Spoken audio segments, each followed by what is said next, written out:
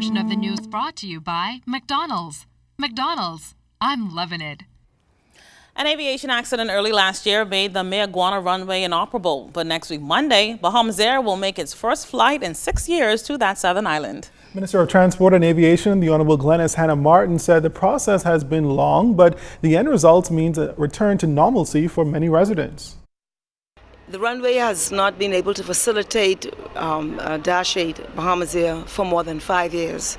It has led to a sense of isolation to the people of Mayaguana and the emergency flights and all of the issues that come along with it.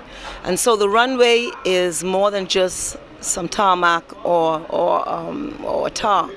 It is the actual facilitator to opening the reality of the people of Mayaguana. So we are very excited.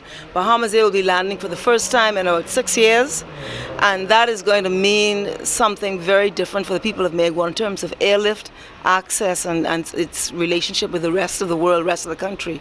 People of Mayaguana are excited. So that's completed.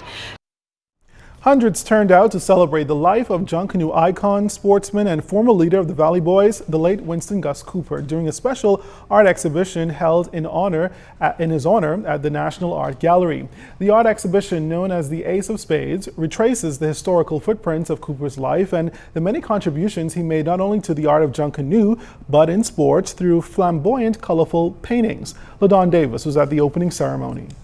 The National Art Gallery was transformed into an historical collage fit for a king Tuesday night, as everything that best describes a leader who coined the slogan "The Aces of Spades" was on display.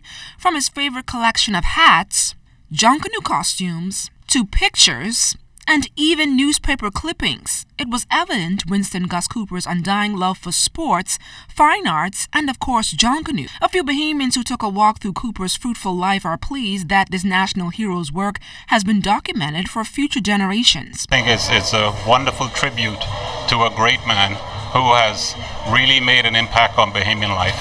I have only walked halfway through, but I'm really impressed with what they have laid out here.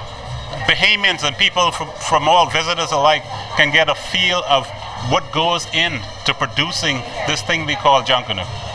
Director of the National Art Gallery of the Bahamas, Amanda Colson, believes Gus Cooper was a master artist of the highest order and explained the reason behind this significant honor. Passed very shortly after the New Year parade, and we thought then it was appropriate to make the show a tribute to him and everything he did. He was a founder of the Valley Boy group.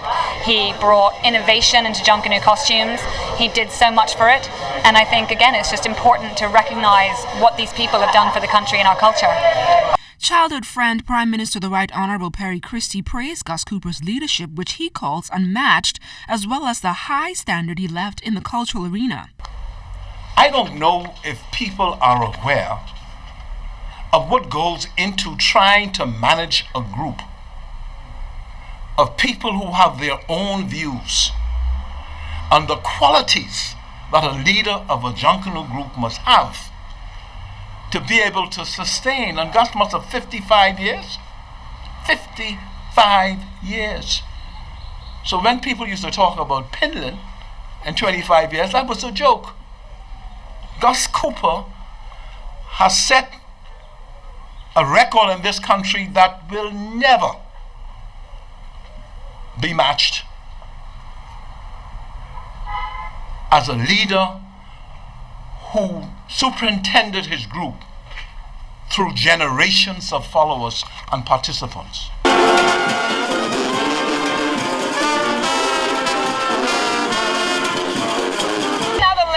Gus Cooper's art exhibition will last for the next 3 months here at the National Art Gallery. LaDon Davis, ZNS Network News. In other news tonight, men have been gaining more years to their life than women.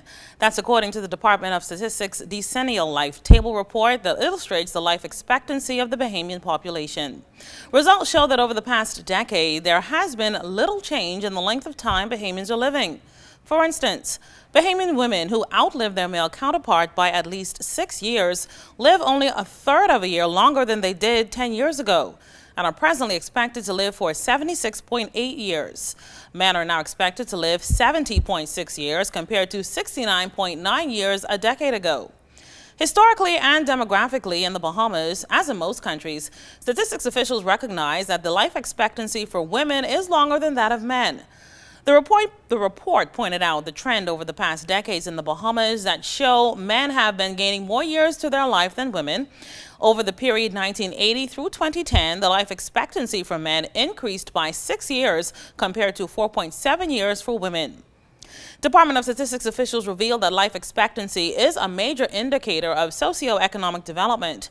Therefore, as the country develops, its population is expected to live longer, with the added years slowing or reaching a plateau as the country nears the completion of its demographic transition. Still ahead, the Bahamas gets ready for the World Relays. And Math March at E.P. Roberts Primary. Find out more coming up. You're watching The Bahamas Tonight. This portion of the news was brought to you by McDonald's. McDonald's, I'm loving it.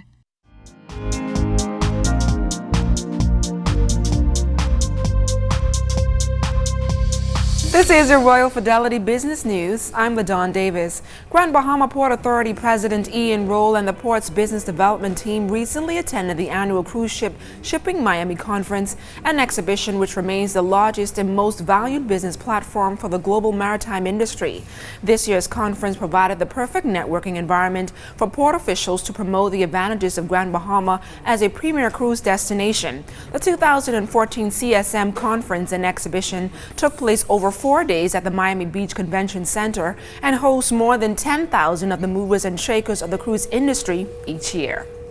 Exuma's Innocence Island, considered a massive private island which comes with its own airport code and 2,700-foot landing strip, will be auctioned off next month in New York City. CNBC reports that the island was first listed for $55 million in 2009, but the owner, who recently became ill, wants to auction the property for a quicker transaction. The 681-acre island has a 3,000-square-foot main house overlooking the entire island, plus a second hillside bungalow with a gym and meditation deck. The island will be sold by a luxury real estate firm for $10 million. And in international business, China's economy expanded by 7.4% in the first quarter of the year, better than what many were expecting. But it is a slowdown from 7.7% growth in the final quarter of last year.